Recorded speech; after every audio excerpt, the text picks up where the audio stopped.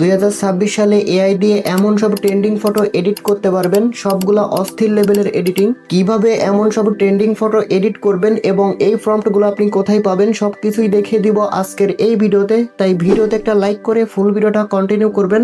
আর আপনি যদি আমাদের চ্যানেলে নতুন দর্শক হয়ে থাকেন অবশ্যই চ্যানেলটিকে সাবস্ক্রাইব করে রাখবেন।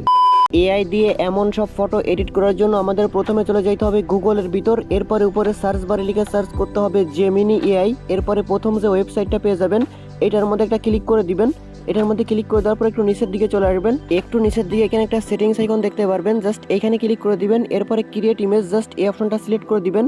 এরপরে প্লাস আইকনে ক্লিক করে আপনার যে কোনো একটা ফটো এখানে আপলোড করে দিবেন। ফটো আপলোড করে দেওয়ার পর এবার এখানে প্রথম ফর্মটা দিয়ে সেন্ড করে দিব। এরপরে এখানে একটু অপেক্ষা করব। আর এই প্রত্যেকটা ফর্মট একটু পরে আমি স্ক্রিনের পাশে দিয়ে দিব। আপনারা প্রত্যেকটা ফর্মটের এক একটা করে স্ক্রিনশট নিয়ে নেবেন এবং স্ক্রিনশট থেকে ফর্মটগুলো কিভাবে কপি করতে হয় সেটা ভিডিওর লাস্টের দিকে আমি আপনাদেরকে দেখিয়ে দিব।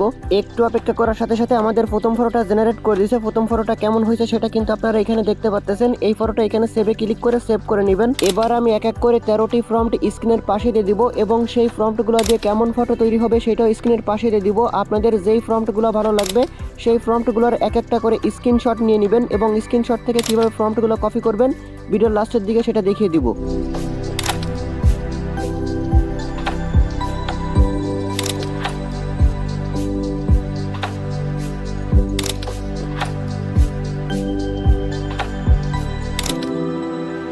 যারা এখনো পর্যন্ত চ্যানেলটি সাবস্ক্রাইব করেননি অবশ্যই সাবস্ক্রাইব করে নেবেন, কারণ পরবর্তীতে আরও সুন্দর সুন্দর ফর্মট আমি আপনাদেরকে দিব। সেগুলো মিস না করতে চাইলে এখনই চ্যানেলটি সাবস্ক্রাইব করে রাখেন।